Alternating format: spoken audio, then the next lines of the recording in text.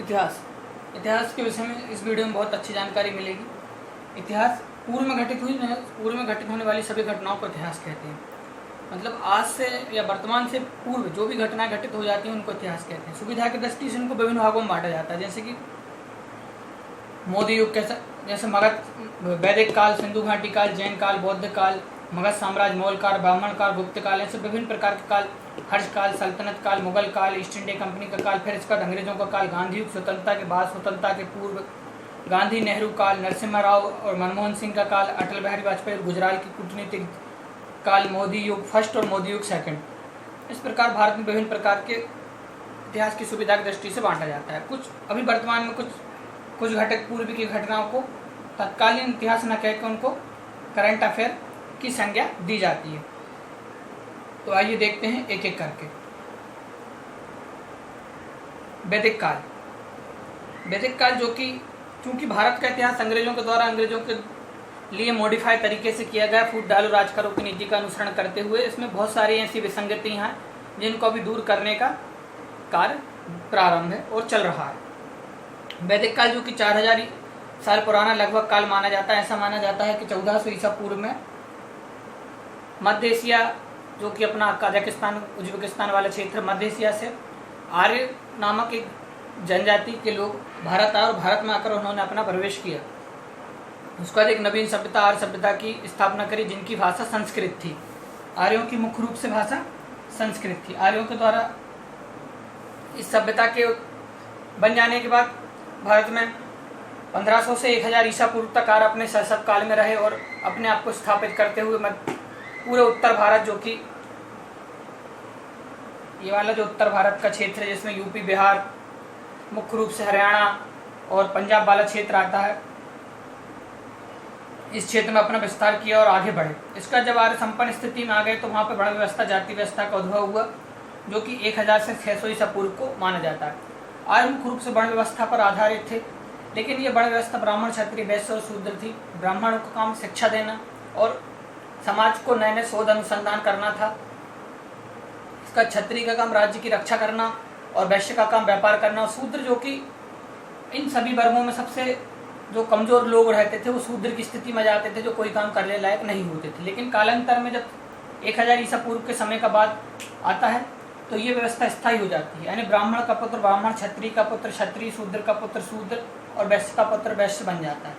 इसका सर्वाधिक दुष्परिणाम वैश्य और शूद्र लोगों पर हुआ, क्योंकि शूद्र जो एक अभावग्रस्त नहीं होते हुए अभावग्रस्त हो गया और अंततः वो ब्राह्मण और वैश्य क्षत्रिय की सेवा करता रह गया। लेकिन ब्राह्मणों के अधिकार के कारण, चूंकि उन्हें दान लेने की, उनको दान पर ब्राह्मण का एक अधिकार, कर ब्राह्मणों को नहीं देना, सिर्फ ब्राह्मण शिक्षा का कार्य करते थे और शिक्षा का स्तर में लगातार गिरावट आती गई, क्योंकि जो ओरिजिनल व्यक्ति को जहाँ पहुँचना थी वो ना पहुँचकर एक पारिवारिक आदमी ही सत्ता पर, विद्यालय सत्ता पर आसीन होता गया। इसका क्षत्रिय लोग भी इनसे नाखुश थे। वैश्य जो कि एकमात्र करदाता वर्ग था, इसकी स्थिति दयनीय हो गई। इन सब स्थिति और भारतीय समाज में कर्मकांडों की वृद्धि के बाद जैन और बौद्ध धर्म का उद्भव होता है, जो कि मुख्य रूप से व्यापार को बढ़ावा देना और इन चीज को बढ़ावा देने के लिए होता है। क्योंकि लगभग 1000 ईसा पूर्व के समथिंग उत्तर भारत में लोहे की खोज हो जाने के कारण हल वगैरह बनाने लगे थे और कृषि कार्य में वृद्धि हो गई थी। इसके कारण जो ब्राह्मण समाज में जो पशु बलि थी उसके कारण कृषि कार्य में हानि हो रही थी। और दूसरा सबसे बड़ा कार्य था ब्याज नहीं लेना। ब्राह्मण जो लोग थे या ब्राह्मण जो धर्म का अनुसरण करने वाले थे वो कर व्यवस्था को गलत मानते थे, लेकिन जैन और बौद्ध ने इसको प्रोत्साहन दिया। इसके कारण अधिकांश व्यापारी वर्ग ब्राह्मण और जैन धर्म को स्वीकार करने लगा या उनका समर्थक हो गया।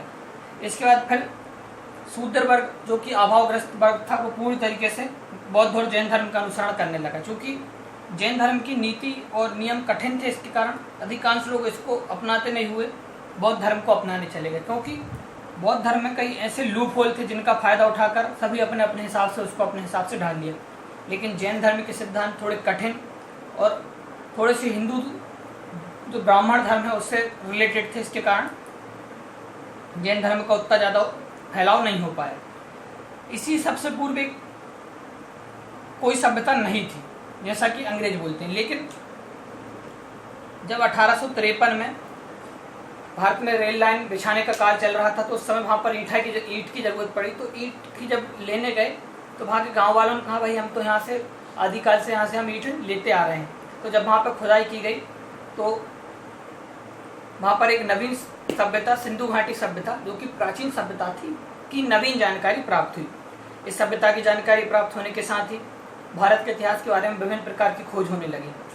ऐतिहासिक रूप से इसे 2500 से 1750 ईसा पूर्व माना जाता है, लेकिन विभिन्न शोध से 4000 से 5000 ईसा पूर्व यानी कि आज से 7000 साल पूर्व की भी बताते हैं। इसके बारे में विभिन्न विसंगतियाँ हैं, जैसे कि आर्य के पूर्व की सभ्यता थी कि द्रविड़ सभ्यता थी, क्या थी, इसके बारे में विभिन्न प्रकार के शोध चल रहे हैं।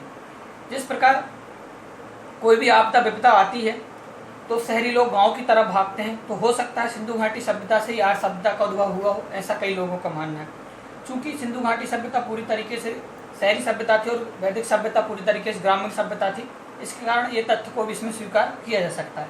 लेकिन कई लोग इसे अलग अलग मानने का भी प्रयास करते हैं, बताने की कोशिश करते हैं, जिसके बारे में शोध चल रहा है और निसंदेह शोध सकारात्मक दिशा की ओर ही बढ़ेगा।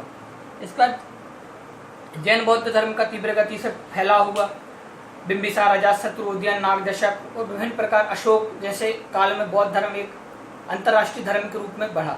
अशोक ने जिस तरीके से बौद्ध धर्म का अंतर्राष्ट्रीयकरण किया, उसके कारण Thailand, Myanmar, Vietnam, Cambodia, Laos और जापान, यहाँ तक कि चाइना में भी बौद्ध धर्म अच्छी तरीके से फैल गया।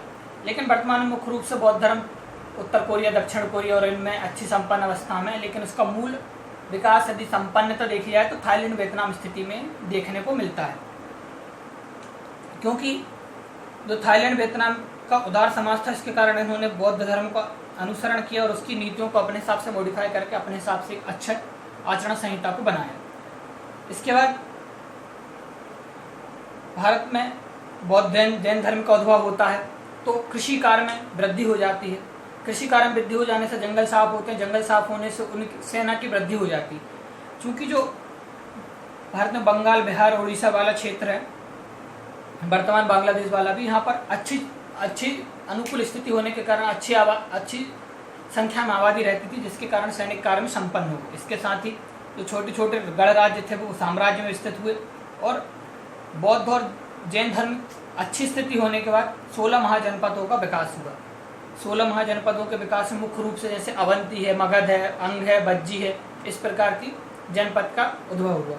और इन्हीं सब जनपद में एक विराट रूप से बिंबिसावर नामक व्यक्ति ने मगध साम्राज्य की स्थापना 544 ईसा पूर्व में की और लगभग 52 वर्ष तक शासन करते हुए 442 ईसा पूर्व तक इसने अपने साम्राज्य को विस्तृत किया।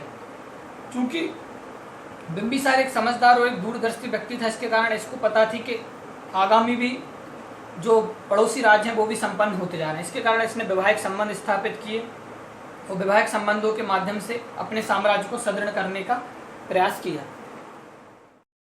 बिंबिसार ने अपना पहला विवाह कौशल, जो कि वर्तमान में अभी अयोध्या के आसपास का क्षेत्र मान सकते हैं, अयोध्या, बनारस, काशी वाला, इस क्षेत्र के राजा प्रसन्नजीत की बहन कौशला से विवाह किया और वहाँ से काशी राज्य को दहेज में ले लिया। और इसके साथ ही काशी राज्य 1 लाख रुपए की वार्षिक आय का क्षेत्र था, जो कि उसकी राज्य की समृद्धि के लिए अच्छा रहा। दूसरा विवाह इसने वैशाली के लिच्छवी राजकुमारी चेलना से किया, जिससे से अजातशत्रु नामक पुत्र का जन्म हुआ, जो इसके बाद राजा बना। तीसरा विवाह इसने पंजाब के मद्र कुल की राजधानी राजकुमारी से किया।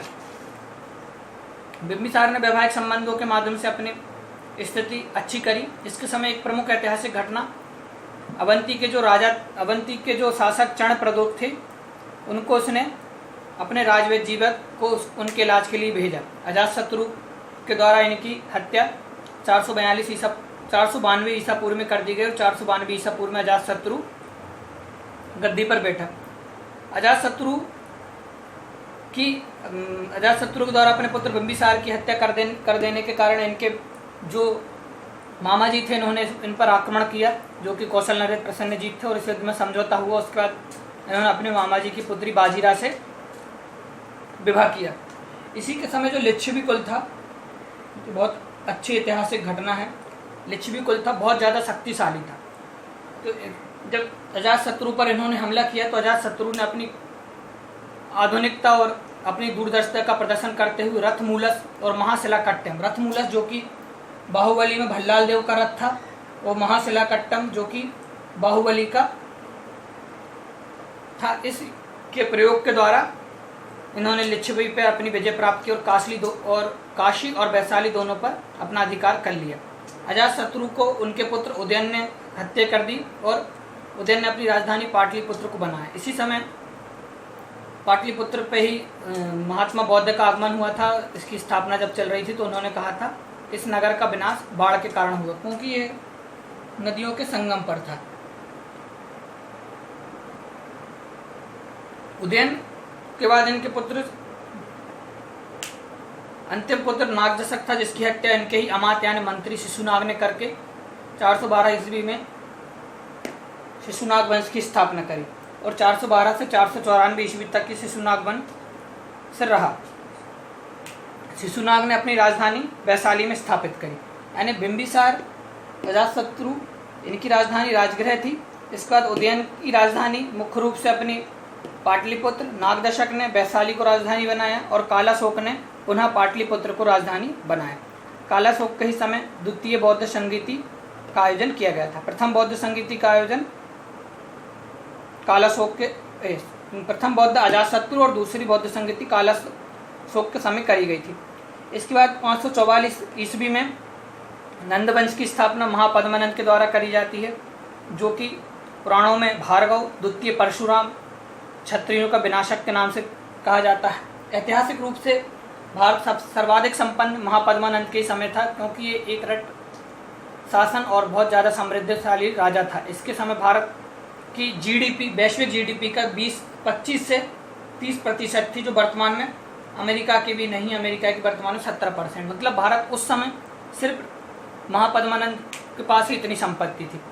महापद्मानंद के समय के बाद इनका पुत्र घनानंद गद्दी पर बैठता है, जो कि पिताजी के अनुसरण नहीं करते हुए भोग विलासी जीवन जीता है। इसी के समय चाणक्य का इनके दरबार में आगमन होता है,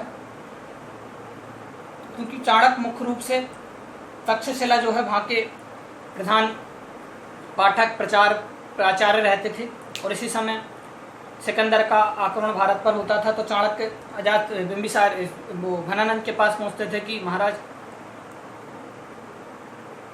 सिकंदर की सेना भारत पर आक्रमण कर रही, कृपया जाकर आप उनकी रक्षा करें। तो महापद्मानंद उन्हें गंदी तरीके से भगा देता है, जिसके कारण चाणक्य अपनी कूटनीतिक दृष्टि से रखते हुए मौर्य वंश की स्थापना करते हैं। अब आइए देखते हैं मौर्य वंश की स्थापना कैसे हुई। उसको हम देखेंगे अगली वीडियो में। बने रहिए। उम्मीद है ये जानकारी आपके ज्ञानवर्धक में सार्थक रही होगी। जय हिंद, जय भारत।